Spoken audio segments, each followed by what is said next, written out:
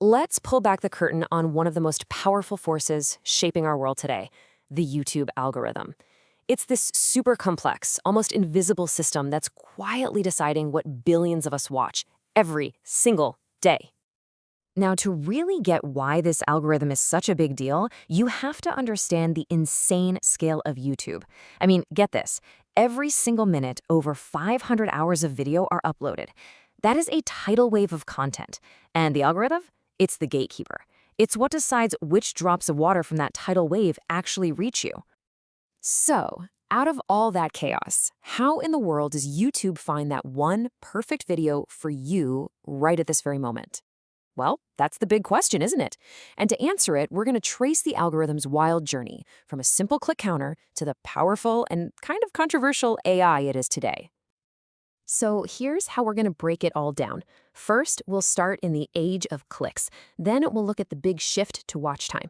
After that, we are diving deep into the rise of the AI and how it all works now. And then, we're going to get into the algorithm's biggest controversies. Okay, let's rewind the clock. Back in the early days, YouTube had a pretty straightforward problem. There was this flood of new videos, and they had to figure out how to rank them. Their first solution seemed logical, but oh boy, it turned out to be deeply flawed. You can really think about the algorithm's history in three distinct eras. Before 2012, it was all about the views. Then, from 2012 to 2016, a major pivot to watch time. And since 2016, well, we've been living in the age of AI and hyper-personalization. The solution they landed on before 2012 was brutally simple. Just count the views. The thinking was, hey, if a video gets a ton of clicks, it must be good, right? So let's push it out to even more people. I mean, what could possibly go wrong? Well, yeah, this is what went wrong. The system accidentally created a clickbait epidemic. Creators quickly realized that a crazy, sensational title could get them tons of views, even if the video itself was complete garbage. This was a total disaster for viewers, for advertisers, really for the whole platform. Something had to change. And that change finally came in 2012. YouTube had a big realization. A click doesn't mean a viewer is happy. They needed a new way to measure things, something that tracked real engagement, not just, fleeting curiosity. And this was a huge shift. The goal wasn't just clicks anymore. It was about engagement and keeping people on the site. So the metric changed from just counting views to two really important things. Watch time, that's how long you watch one video, and session time, how long you stay on YouTube in total.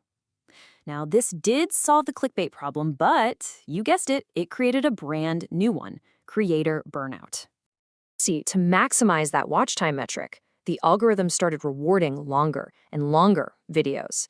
This put this incredible pressure on creators who felt like they had to constantly churn out long, high-quality videos on a totally relentless schedule. The result? Widespread burnout. This just wasn't sustainable. The burnout problem really proved that trying to optimize for just one thing was always going to create new headaches. YouTube needed a smarter system, one that could juggle multiple factors and understand viewers on a much, much deeper level. And this was the dawn of the AI era. This was a total game changer. In 2016, YouTube announced it was using AI, specifically something called deep neural networks, to power its recommendations. The algorithm wasn't just counting things anymore. It was a learning machine, constantly watching and adapting to everything you do. And here's what's so wild about the AI's core mission. It's not trying to find objectively good videos.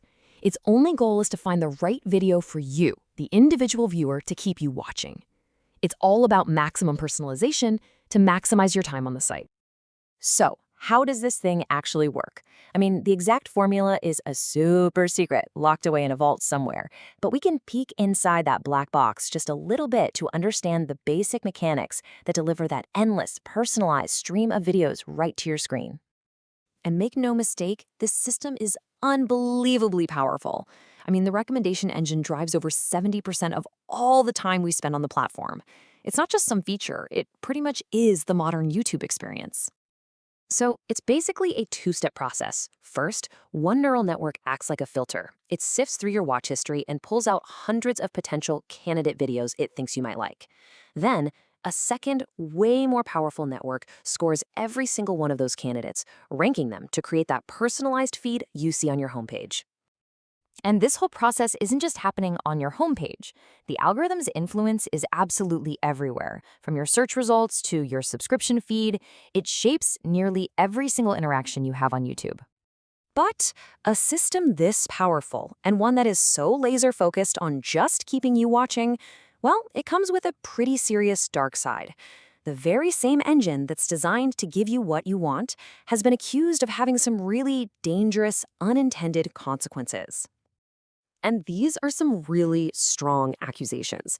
Critics argue that because the algorithm's main goal is to keep you engaged, it can accidentally lead you down some pretty dark rabbit holes of increasingly extreme content.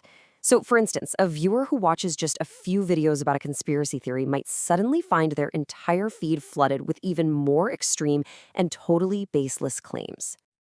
This is what people call a filter bubble. By only showing us what it thinks we want to see, the algorithm can wall us off from different points of view. This exact dynamic has been linked to the spread of misinformation during major events, like the 2016 US election. Now, in response to all this criticism, YouTube says it's making changes.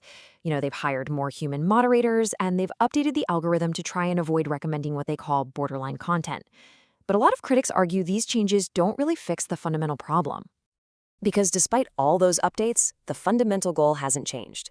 The algorithm's prime directive, its main job, is still to keep you on the platform for as long as humanly possible.